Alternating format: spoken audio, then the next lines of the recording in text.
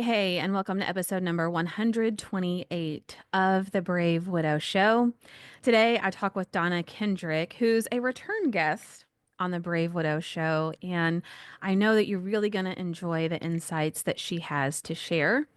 Before we dive into her episode, I want to make sure, if you haven't signed up already, that you sign up to join us for the 2024 Widow Winter Solstice event that's happening on Thursday, December 19th from 7 p.m. to 9 p.m. Central Time. Donna is actually one of our 5 panelists, and she's going to help tackle some of your tough, challenging questions and topics and share her perspective on widowhood and what she has learned since that time. Right now, if you go to bravewidow.com, you can sign up. The Widow Winter Solstice form is on the homepage of the Brave Widow site. We're going to have our panelists. We're going to have giveaways. Donna has signed some books for us, which is amazing. We're going to give some of those away. We have Amazon gift cards, like all the good things. And we would love to see you there. And you're not going to have to be on camera. So wear your comfy clothes, wear your PJs, pour a hot cup of cocoa, whatever you want to do.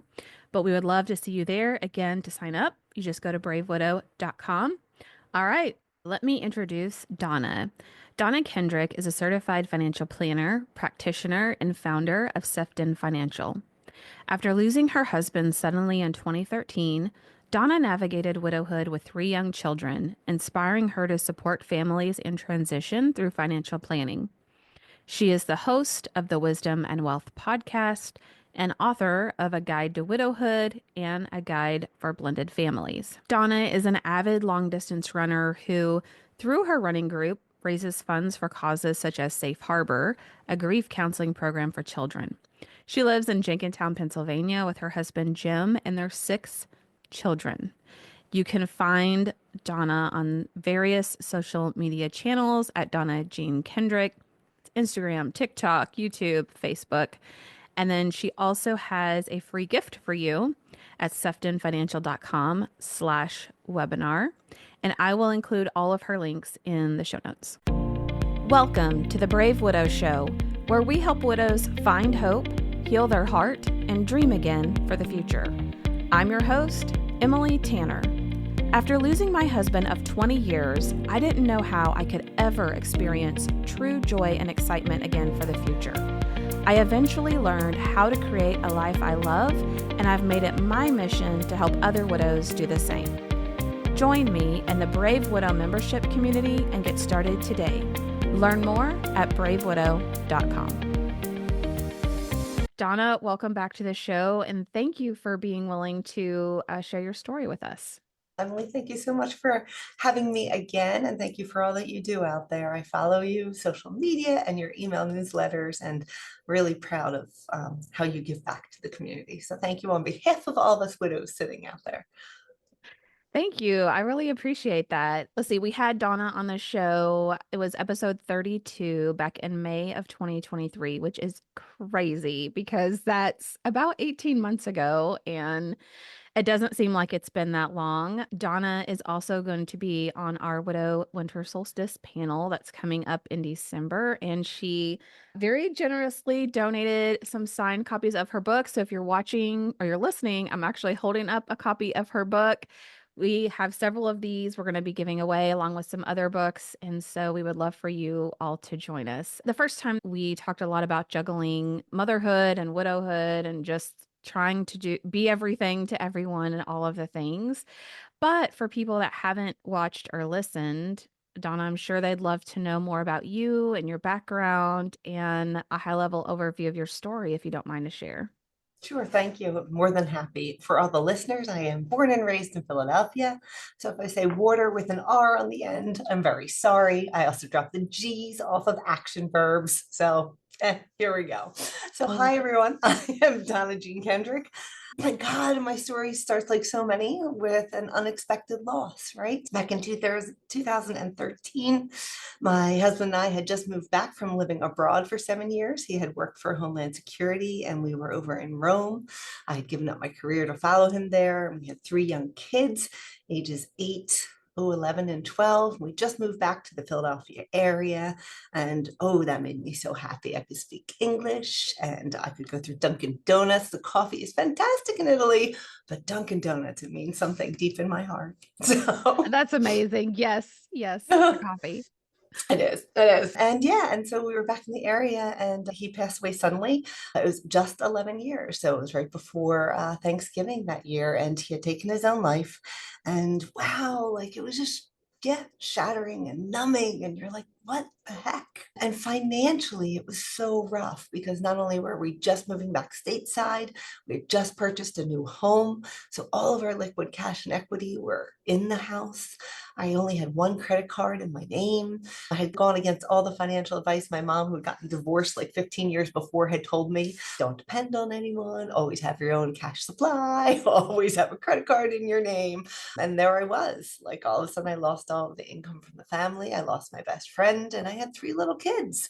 What are you going to do next? So really got some help back then from a financial advisor who I had been introduced to from another friend whose husband had passed, and she had four kids and she looked like she was doing okay. So I like called. I was like, who's your guy or girl? Please tell me. So that person really helped. And with the strength of the community that we moved into, I was able to get my footing, I call it, right? And went through that first year of just experiencing the year of the first. For me personally, and I don't know if I shared this, Emily, in our last podcast, the second year was harder than the first year. I was like the brave widow in my mind, like a number one rock star status. I was going to be fine. People are going to say when they said, how Donna and the kids after Greg's passing, they're, oh, she's doing great. That's all I wanted. And then the reality of year two came in. Like this was it. Nothing was going to change. The only thing that could change would be me and what I was going to change life for my kids. So, with the blessing of my financial advisor, I decided to switch my career and went back to school, studied to become a certified financial planner, and told my advisor I wanted to do what he did for me for other people. And wound up, yeah, now 11 years later, owning Sephton Financial. That is my maiden name, named after my dad, who was a Philadelphia firefighter and told me he would never have his name on a wall because he was a blue collar guy. So I was like, yeah, I'll know you do that. And we There you actually, go, Dad. yeah, you got it. Got your name on the wall. People don't know why I named it that. It's hard to pronounce, really hard to Google. Yeah, my marketing person's really, they're so smooth. Yeah, I owe it to the guy. But yeah, and so we specialize in advice for families in transition. And so I wrote a book called The Guide to Widowhood about 2 years ago because that was like right after or right during COVID. Like I hung my shingle in 2020. And I figured there was just so many people who couldn't get the basic financial advice because we were all staying at home, or they're just too scared, or they don't think they have enough, or they're smart enough to go to a financial advisor. So they don't ask for help. And so they ask like crazy cousin Bobby. Like I used to call him Uncle Bobby. Now he's moving into cousin because I'm older. So crazy cousin Bobby, what should we be doing? And so I just wanted to get some skill sets, some downloadable resources in that book. And so if anyone wants any of the downloadable resources, you can get them. It's at donnajeankendrick.com. So everything in that book is available. And for people who just want to understand how to run their budget on their own. Many of us didn't make the decisions about the finances.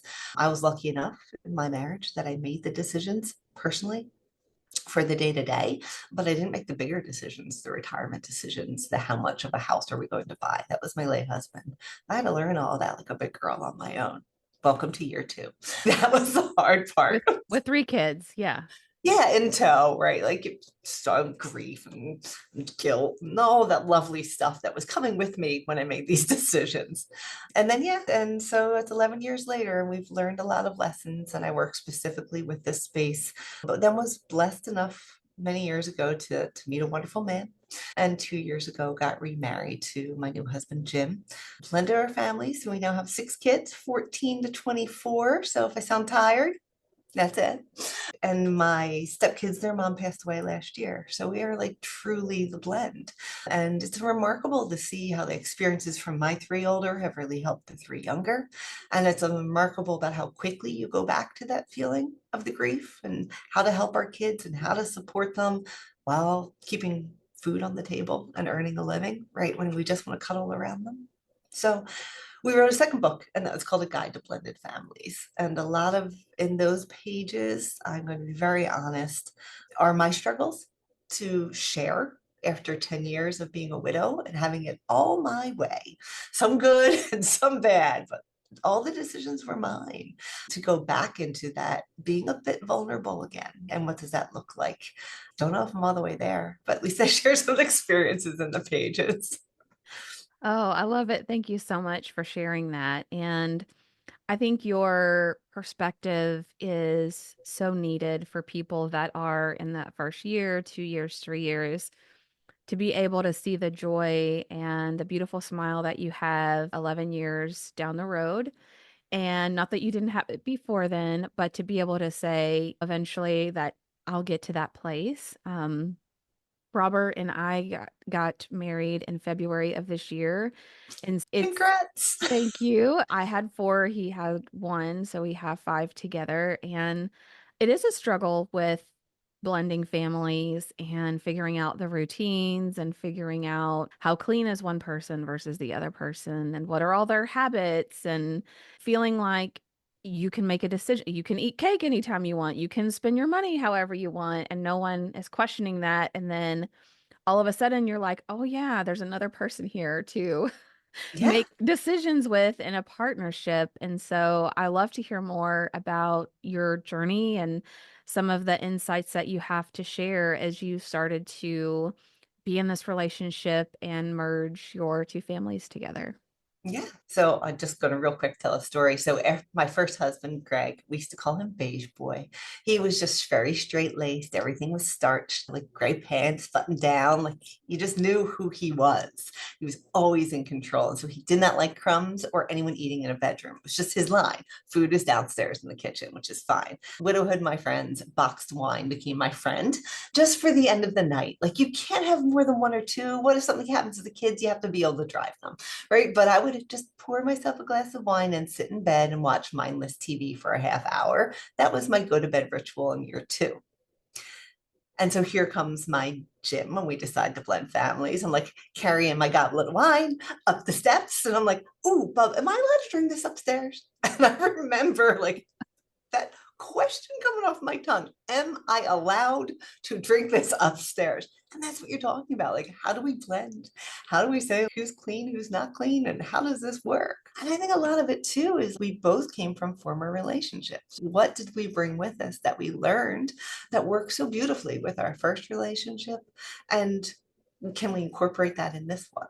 We also came with a bunch of bad habits from our first relationship and also both of us being single. Now, he was divorced before his ex wife passed. So there were some trust issues, right, going down there too that I didn't have. And he used to always share with me, you still love your husband.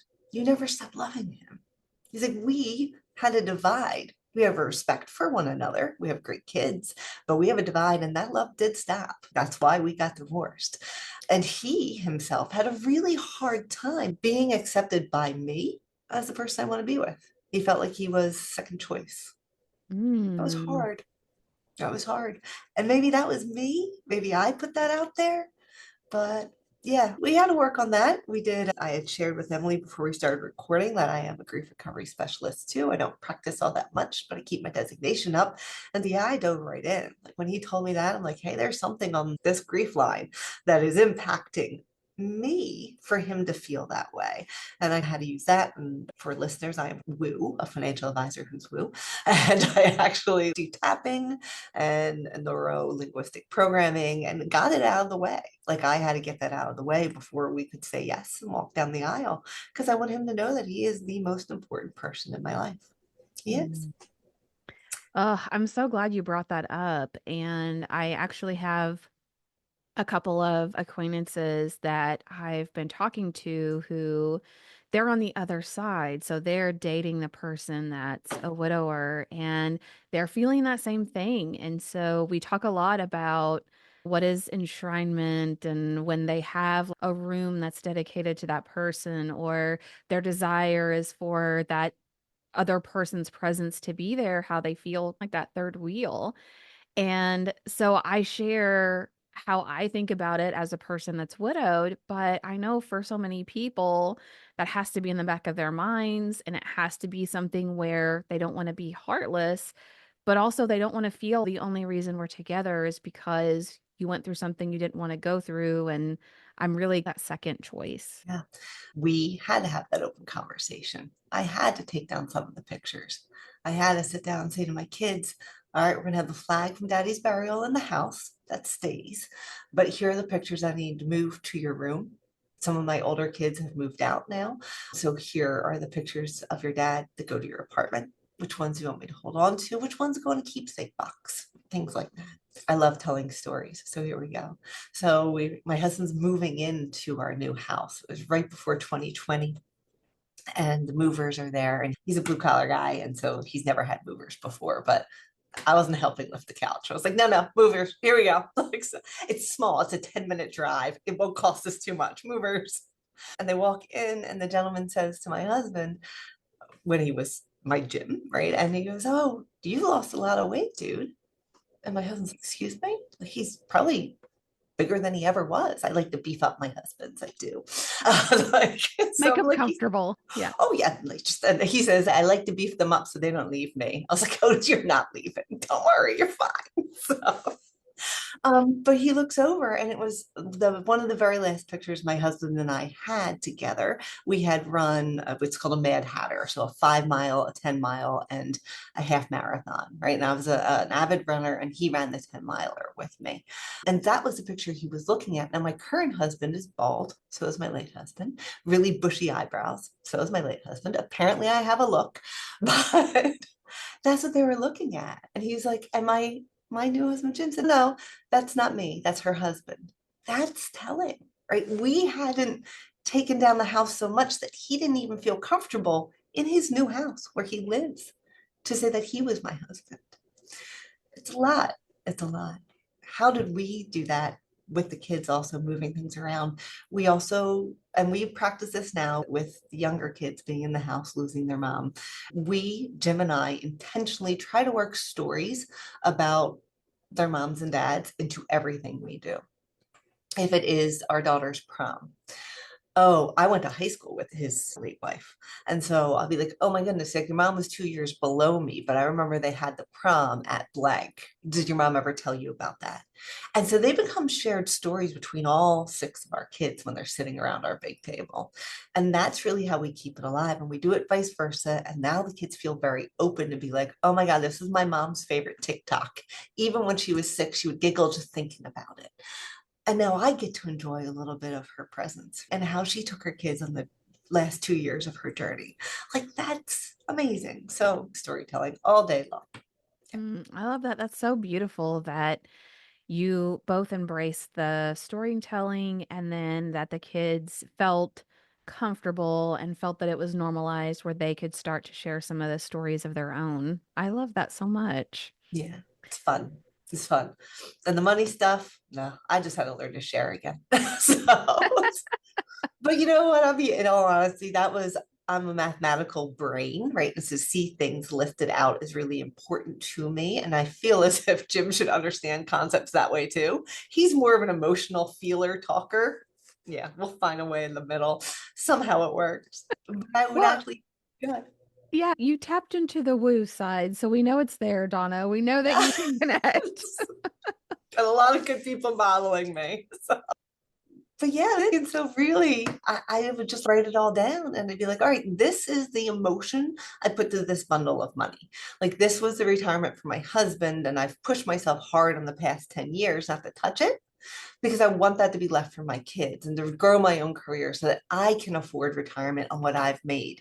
Now, if I have to touch that, yeah, because I gave up my career all those years to follow him abroad. We made that money together. I don't feel guilty about using it.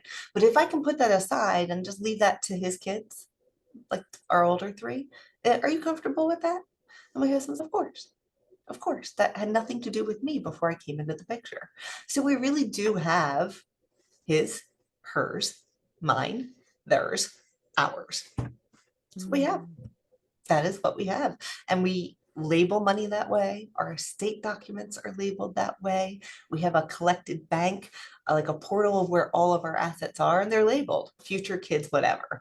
This is college fund. This is our shared house savings. This is where, so that we know if anything happens to either one of us, where exactly everything is.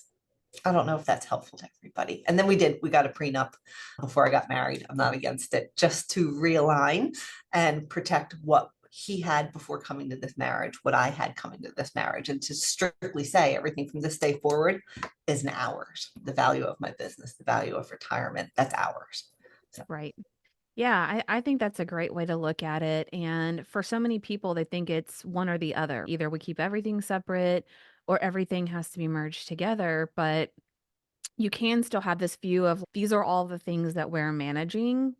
These assets were carved out for different things, and we've called that out, and then we've just structured it in a way that we're not going to be spending a year in probate trying yeah. to muddle through what should happen if one of us does die or we become incapacitated or whatever that is. So I love that you're being proactive because I think as widows, we know the things we should do that made it difficult, like the life insurance and the funeral planning and all of that and estate planning. But sometimes those are the things that we always put off doing. Yeah. And We call ostrich in the sand. Like you stick your head there, everything's yeah, spinning around, but we're okay. like I had to muddle through it all. You guys can deal with it when I'm gone. Yeah. Yeah, and I have to say, and this kind of goes along the same part, how much do you communicate with the kids about that? And that has to be personal, but we just said, hey, I just want to let you know, we were very thoughtful about merging our assets together, not just our families. So everyone's going to be fine and everything is clear cut. Anything should happen to the two of us, you're going to go to Lori.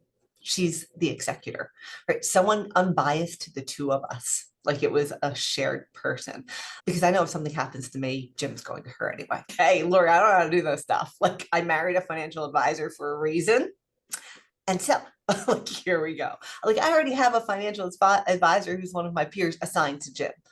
We were flying home from a conference together. I was like, remember, if my plane goes down, you get my husband for financial services, correct? Someone needs to take care of him. Exactly. Yes. Where I was very sensitive, and I think I mentioned it in the first book too, was extended family and having them know a little bit too much maybe about my finances. And I will tell you, they were worried when I went to get remarried. Not that they had any say, right? And my decisions are my decisions, but they were worried about the care of their nieces and nephews. They were worried about where we're going to move away, take them away, where we're going to stay close, and the sharing of assets, right? For some reason, they felt very passionate to make sure that their nieces and nephews, my kids, were okay. And it's because they love them so much, right? It's because when they lost their brother, my husband, Greg, the first husband, there was a loss of control. They didn't quite know everything that was going on, and I did, right? So it was their ability to still, once again, try to make sure everybody was going to be okay. Now, I can tell you on the family group chat, the Kendrick for my late husband's family, my husband is one of the frequent flyers. He is the liker. He is on the group chat. My husband, Jim, is like the first one invited to parties before I am. And they voted that they get to keep him over me if Wow. something should happen in the relationship. So that made it easier too. And I know Jim made a huge effort to feel comfortable at those family events so that could ease everyone's mind. And I'm going to speak for my in laws. I do believe that they're just really happy. We exist as one big family, them being an extended family of Jim and his kids. More people to love on is how they take it. So I'm very proud of them. Like the concern was mine, perhaps less than theirs. Yeah, that's really amazing that it sounds like both sides of the family are just embracing that you're one big family and people are included. And I think it's totally normal for them to worry about assets and kids and what's going to happen because we hear all the horror stories. Like that's what's promoted in the media and on the Netflix series and all of that is people being taken advantage of and what that looks like. Yeah, I could see how that would drum up a lot of fear, but it sounds like you've handled it with just amazing grace and the ability to reassure people that, you true to your character, you had thought out what this was going to look like and that they were going to be okay. Yeah, it's been a good ride. It has. Yeah. So, what other bits of wisdom would you mind to share apart from finances? I'm sure there are other areas of friction or just like adjusting to the routine or that feeling of, can I talk about my late husband as openly as I would have before? Is there anything there that you would mind to share with how you navigated that or something you would have done differently? Yeah, I think a lot of it had to be, again, through that storytelling that Jim and I did. There was a lot of that, even him and I privately, right? And it's sometimes it was almost like a question and answer, right? No, like, how would you guys handle the holidays? Was it his family, your family? Was it both? And so we learned from sharing past experiences what we wanted different, what we wanted to remain the same. That was one way of just really open conversation. And again, because to Jim's point, right? Like I lost my husband unexpectedly and then recreated a life the way I wanted it to look like after he passed. Not that I wanted it to not include him, but I had to create a life for me and the kids that just carried on. And then what part of that stayed? It's almost like the old life, the new life, and now the new life, right? And what part of that stayed. And that was everything truly also. And I'm still struggling with it. How much do I work? Right. We are privileged enough that Jim is working on. We bought a big old foreclosure house that had 6 bedrooms. So everyone has a bedroom. My oldest moved out. That's a closet now. It's epic. I'll send you a picture. So yeah. As my husband says, when you look for a second wife, marry a financial advisor. I say marry a carpenter. Should be good with tools, should be in the dating app. Should be good with tools. What did my sister-in-law say? Oh, power drill, power saw, power. Look, I was like, oh boy. But yeah, we when we bought that foreclosure house, we made the decision for him to step away from working with my firm to work on the house and to be there for the kids. It's more than working on the house, it's being at home for the kids who had just lost their mom a year ago. But we made the decision to keep him home again. And so, with that, is the decision of what does that mean for me and how much am I working? And I feel as if Jim is the old me, and I'm my old Greg. He used to work all the time because that was the only thing I knew. He worked constantly to help to support our family. And so now I'm like, okay, I just have to work all the time. And then that way they'll be happy. They'll know I love them. No, I have to be home for dinner every now and then. And we are struggling with that one as the blended family. And I know it won't last forever. I know my hours will come down. I know I'll get more help here. I know Jim will step back into his full time swing, but this is temporary and we needed to do this. Mm, So, not just the financial conversation, it was the emotional conversation of what kind of mom do I want to be to these stepkids? Am I just, and I'm an extra layer of love. I don't even look at myself as their mom. I don't. I'm just an extra layer of love. I'm Jim's partner in raising these kids, and I'm proud that sometimes they come to me first, mm, if that helps. That's yeah. a big one. The role you'll have with someone's kids, it's sensitive. We are lucky they're all good kids, they get along. But I have seen that tear some of my families apart that I work with, as well as my friends, right? Where you go, you're doing great for 4 years, and then just quote unquote, that love isn't enough to carry you through. And I think it is if you let a little woo into it and you get some professional help and when you hit those stop bumps, stop, recalibrate, get the help where you need, get the support. If the core love is there, you can build on it, but don't just stick your head in the ground. So, Yeah. Yeah, I think that's great. And you reminded me of a podcast with Dr. John Deloney, and he talks about how even when you first marry someone, you're not going to have a great relationship. You're not going to have the ideal relationship. And there's no one right person to build your life with, but you have to look at the other person sitting across from you and saying, okay, I pick you. And together, we're going to repeatedly come together and build the type of relationship we want and the type of life that we want, and just cling to each other as we do that because there's no one person where everything clicks and is perfect and easy and we don't have to navigate these different seasons of life. And right now you're in this season that doesn't feel comfortable and you're figuring things out and just reminding yourself that this is a season, it's going to pass, we're going to go into a new season. But when you're in the midst of a difficult season, then sometimes it's hard to remember that there's another one coming. yeah, and that's really good. I love that you say they cling to it, right? So, yeah, so sure, we might be, probably good for me too if I pull back on the hours from work, right? I'm lucky. I feel like I meditate in the morning and I meditate at night, right before I transition home. And so it's 40 minutes all day long, 40 minutes of the meditation. And I walk the dog for 20. That hour of me time, I feel guilty about. Wait a second. This is what fuels me. This is what helps me throughout the day. So, yeah, sometimes it's the work that we have to put in on our own mindset to be able to be a better partner on the other side. And the other thing, too, I think I want to share the wisdom because it is hard to get out there and start dating again. Jim and I met organically. I did date before Jim. We'll have that's a whole other podcast, but I'm doing well. So we were lucky. We were friends for years. He was actually the contractor in my house, and then our lives reconnected later, right? So he knew how I operated in my house. He knew if I was clean or not. He knew when my dogs went out, right? Because he was in my house for almost 2 years with helping to redo it after Greg passed.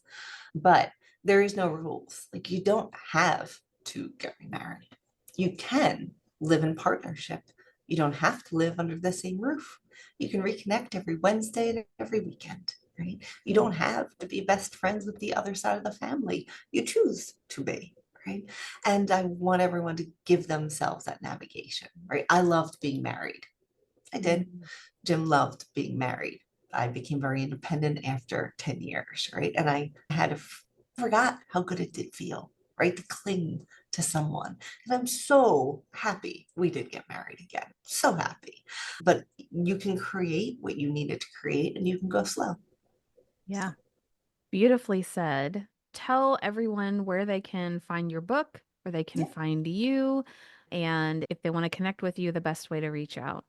Yeah, thank you. So the book is on Amazon. So first one's A Guide to Widowhood. Second one is A Guide to Blended Families. They match. They're like really good on your bookshelf. Great. But yep, or you can go on to DonnaJeanKendrick.com and everything's there. There's links. We have a podcast called Widow Wisdom and Wealth, as well as lots of downloadables. Yeah, it's good stuff. Awesome. And for everyone watching or listening, we'll put all of the links to what Donna has shared in the show notes so that you can go back and find that. And Donna, again, thank you for your generous donation of your time and your books and for joining us on the winter solstice. It's going to be such a wonderful event. And just want to thank you for your time again today. Oh, thank you for having me here. It's always a joy. Thanks. Yes. All right. Thank you. Are you a widow who feels disconnected? Do you feel like you're stuck or even going backwards in your grief? Widowhood can be lonely and isolating, but it doesn't have to be. Join us in the Brave Widow membership community and connect. We teach widows how to find hope, heal their heart, and dream again for the future. Find your purpose and create a life you love today. Go to bravewidow.com to get started.